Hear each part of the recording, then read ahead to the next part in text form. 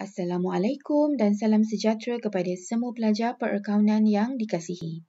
Hari ini, kita akan sambung PDP kita dengan tajuk harga iaitu 4.2C, menghuraikan kaedah penentuan harga. Kaedah penentuan harga ada 3 jenis. Yang pertama, berasaskan kos. Yang kedua, berasaskan nilai. Dan yang ketiga, berasaskan persaingan. Kita pergi kepada kaedah harga yang pertama dahulu, iaitu kaedah harga berasaskan cost atau cost-based pricing. Ada dua kaedah di bawah kaedah harga berasaskan kos ini, iaitu kaedah harga tokokan kos dan harga titik pulang modal. Kita lihat kaedah harga tokokan kos terlebih dahulu atau cost plus pricing.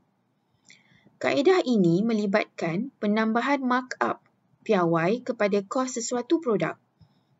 Harga sesuatu produk ditentukan dengan menambah margin keuntungan dalam bentuk peratus yang dikendaki ke atas kos pengeluaran produk tersebut. Maka, formula untuk mengira harga markup ialah harga markup sama dengan kos seunit dibahagikan dengan satu tolak pulangan yang diinginkan dari jualan. Kadang-kala soalan tidak memberikan maklumat mengenai kos seunit. Maka pelajar perlulah mencari kos seunit terlebih dahulu. Kos seunit sama dengan kos berubah tambah dengan kos tetap dibahagikan dengan jualan dalam unit.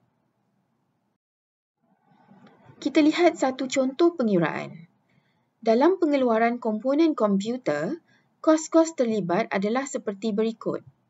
Kos berubah RM15 seunit, kos tetap RM300,000, jumlah jualan dijangkakan ialah 200,000 unit. Jika pengeluar komputer ingin menikmati tokokan kos ke atas jualan sebanyak 40%, kirakan harga tokokan pengeluar tersebut dan berapakah untung yang diperolehi daripada setiap unit komponen komputer. Jadi untuk mendapatkan jawapan, kita mestilah mencari kos seunit terlebih dahulu kerana maklumat tersebut tidak diberi di dalam soalan. Jika nilai kos seunit telah diberikan, pelajar hanya mengambilnya sahaja dan masukkan ke dalam formula harga tokokan. Oleh itu, untuk soalan ini, kos seunit sama dengan kos berubah tambah kos tetap dibahagikan dengan jumlah jualan dalam unit, iaitu RM15 ditambah dengan RM300,000 bahagi dengan 200,000 unit. Jawapannya ialah RM16.50. Jadi untuk mengira harga tokokan, kos seunit dibahagikan dengan satu tolak pulangan yang diinginkan.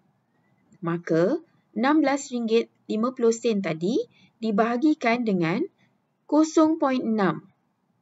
Maka jawapannya ialah RM27.50 harga tokokan yang akan dikenakan. Untuk mencari untung seunit pula, formulanya ialah harga tokokan seunit ditolak dengan kos seunit. Maka RM27.50 ditolak dengan RM16.50. Maka untung untuk satu unit komponen komputer ialah RM11. Kita pergi pula kepada kaedah harga berasaskan kos yang kedua, iaitu kaedah harga berdasarkan titik pulang modal. Mesti pelajar tidak lupa lagi apa yang telah kita belajar pada semester 1. Titik pulang modal, iaitu salah satu daripada alat perancangan dan alat kawalan. Firma akan menggunakan kaedah ini untuk menetapkan harga yang membolehkan firma tersebut mendapat pulang modal. Titik pulang modal terjadi apabila jumlah hasil menyamai jumlah kos yang dibelanjakan. Kaedah ini digunakan untuk mengenal pasti jumlah demand atau permintaan atau jualan yang diperlukan pada sesuatu titik harga untuk mencapai titik pulang modal. Masih ingat lagi formula titik pulang modal? Iaitu titik pulang modal sama dengan kos tetap dibahagikan dengan harga seunit tolak kos berubah seunit. Ini adalah rajah titik pulang modal. Jika dilihat pada rajah ini, titik pulang modal dicapai apabila persilangan di antara jumlah hasil dan jumlah kos. Maka, firma perlu mengeluarkan lebih daripada titik pulang modal yang didapati untuk mendapatkan untung. Selepas mencari titik pulang modal, firma tahu di mana jumlah minima pengeluaran yang perlu dilakukan agar mereka tidak rugi. Kita lihat satu contoh pengiraan untuk mengira titik pulang modal. Dalam pengeluaran satu komponen komputer, kos-kos yang terlibat adalah seperti berikut. Kos berubah seunit ialah RM15, kos tetap RM300,000, jumlah jualan yang dijangkakan ialah 200,000 unit. Jadi pada titik pulang modal, kita tahu bahawa jumlah kos menyamai jumlah hasil. Maka kita perlu buat persamaan matematik di sini. Jumlah kos ialah apabila kos tetap ditambah dengan kos berubah. Jumlah hasil pula ialah apabila harga didarabkan dengan kuantiti jualan yang dijangkakan.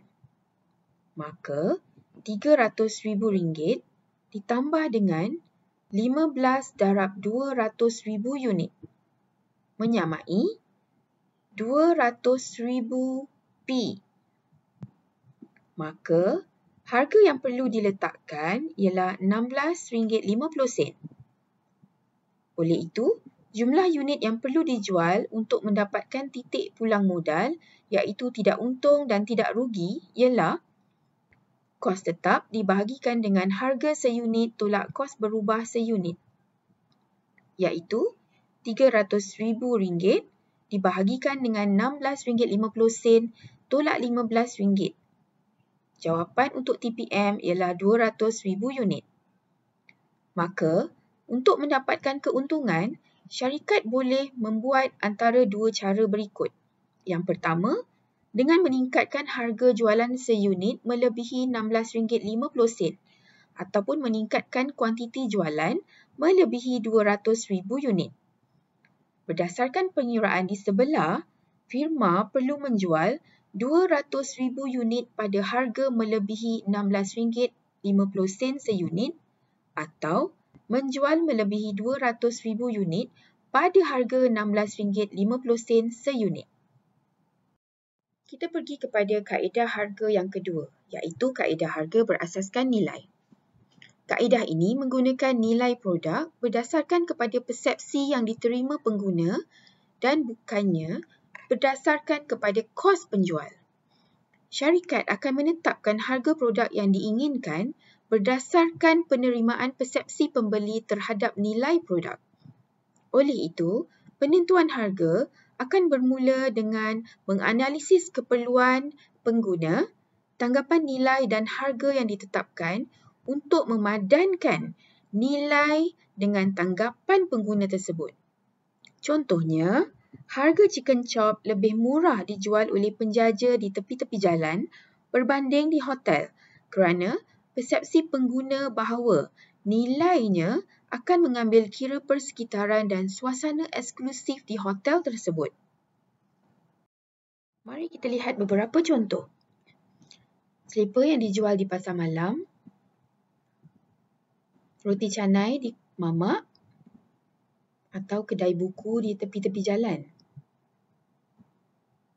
Berbanding kedai buku di shopping kompleks mewah, roti canai di hotel, ataupun kedai kasut di tempat membeli belah yang eksklusif. Kita sampai kepada kaedah harga yang ketiga, iaitu kaedah harga berasaskan persaingan. Syarikat boleh meletakkan harga yang sama, harga yang lebih tinggi daripada pesaing, ataupun harga yang kurang daripada harga pesaing utama. Bagi syarikat yang bersaiz kecil, mereka akan cuba mengikut harga yang ditetapkan oleh pemimpin pasaran. Strategi ini sesuai digunakan untuk mengelakkan peperangan harga yang boleh mengelirukan pengguna dan merugikan syarikat. Kita ambil contoh penjualan nasi campur. Jika kuah-kuahnya lebih sedap, ikan-ikannya ataupun ayamnya lebih berkualiti, maka kedai boleh meletakkan harga sedikit tinggi daripada pesaing berdekatan. Tapi jika sama, mereka boleh meletakkan harga yang sama sahaja supaya tidak berlaku peperangan harga. Kita sampai kepada subtopik terakhir dalam tajuk penentuan harga, iaitu 4.2D, menghuraikan strategi penentuan harga. Strategi penentuan harga ada 4 jenis. Yang pertama, harga produk baru. Sama ada syarikat meletakkan harga tarahan atau harga penembusan. Yang kedua, harga psikologi. Sama ada meletakkan harga genap atau harga ganjil. Yang ketiga, harga diskaun. Sama ada diskaun tunai, diskaun fungsi, diskaun kuantiti atau diskaun musim. Yang keempat ialah harga profesional. Kita pergi kepada harga produk baru terlebih dahulu. Harga produk baru ada 2 jenis, iaitu harga tarahan dan harga penembusan. Harga tarahan ialah strategi meletakkan harga pengenalan produk baru di pasaran pada harga yang tinggi untuk menarik pembeli yang tidak mementingkan harga. Kemudian, harga tersebut akan diturunkan sedikit demi sedikit. Strategi ini hanya sesuai untuk produk tertentu sahaja, ya. Matlamat atau objektif utama melaksanakan strategi harga tarahan ini ialah untuk mendapatkan sebanyak mungkin keuntungan daripada jualan produk baru sebelum pesaing mengeluarkan produk yang lebih kurang sama.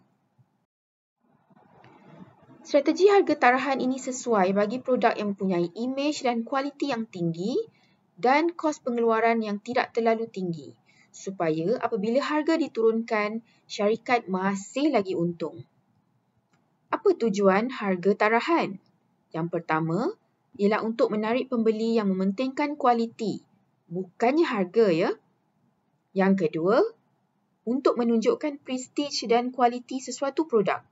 Contohnya, komputer berjenama Dell, telefon bimbit berjenama iPhone, kamera berjenama Nikon dan sebagainya. Syarikat-syarikat ini mengenakan harga tarahan. Harga yang tinggi akan diturunkan sedikit demi sedikit. Ini adalah rajah untuk price skimming atau harga tarahan. Maka harga daripada P1 akan pergi kepada P2 apabila diturunkan. Kita pergi kepada strategi harga produk baru yang kedua, iaitu harga penembusan. Strategi ini ialah meletakkan harga permulaan pada tingkat harga yang rendah untuk menembusi pasaran yang lebih luas dan mampu dibeli oleh pengguna. Ia boleh membina syar pasaran yang besar dan membentuk kesetiaan pengguna terhadap jenama baru. Tujuan meletakkan harga yang rendah pada permulaan adalah untuk menghalang persaingan kerana pesaing tidak akan tertarik kepada produk yang mempunyai keuntungan yang sedikit kerana menjualnya pada harga yang rendah. Contohnya, shampoo Pantene meletakkan harga yang rendah apabila memperkenalkan produk barunya dan kemudian harganya dinaikkan.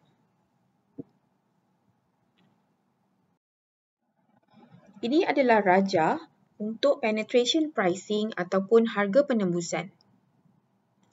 Pada awalnya, firma akan meletakkan harga pada P2 sebelum menaikkannya kepada P1. Kita beralih kepada jenis strategi harga psikologi. Harga psikologi ialah penentuan harga yang bertujuan untuk mempengaruhi emosi pembeli. Firma akan mengandaikan bahawa pembeli akan membuat keputusan belian berdasarkan emosi, bukannya secara rasional.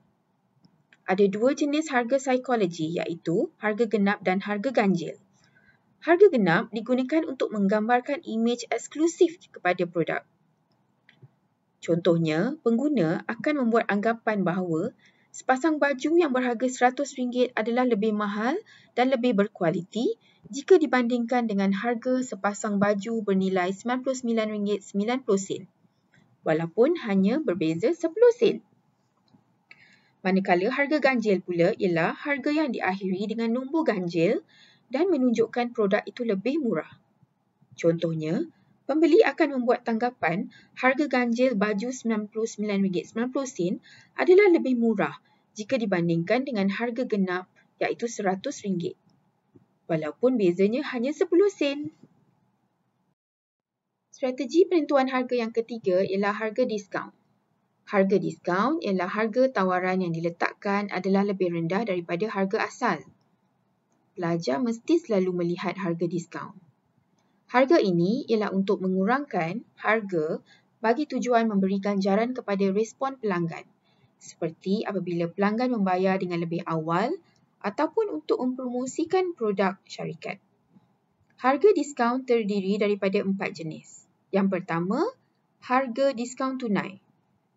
Harga diskaun tunai diberikan bagi produk atau jualan penghabisan stok dan apabila melakukan pembukaan kedai baru. Yang kedua ialah harga diskaun fungsi. Diberikan bukan kepada pengguna akhir, tetapi pengurangan harga ditawarkan kepada orang tengah, iaitu saluran seperti peruncit atau pemborong. Yang ketiga ialah harga diskaun kuantiti, iaitu pengurangan harga diberikan apabila pembelian dibuat dalam kuantiti yang besar. Contohnya, beli 6 percuma 1. Beli 60 percuma 10. Diskaun yang keempat ialah harga diskaun musim, iaitu pengurangan harga diberikan mengikut musim. Ada 2 jenis harga diskaun musim iaitu harga produk di luar musim, contoh apabila hotel-hotel menurunkan harga di luar musim cuti sekolah. Kedua ialah produk pada musim tersebut. Contohnya, diskaun ke atas baju sekolah apabila sekolah mahu dibuka. Strategi penentuan harga yang terakhir ialah harga profesional, iaitu harga untuk perkhidmatan rundingan yang diberikan oleh golongan profesional. Harga ini akan dikenakan berdasarkan kepakaran mereka dan perkhidmatan yang diberikan oleh golongan ini. Contohnya, harga yang dikenakan oleh perkhidmatan guaman, harga yang dikenakan oleh para doktor dan harga yang dikenakan oleh akaunten. Termasuk juga harga yang dikenakan oleh pereka dalaman. Maka tamatlah untuk subtopik harga. Kita akan bersambung kepada bahagian seterusnya iaitu subtopik promosi.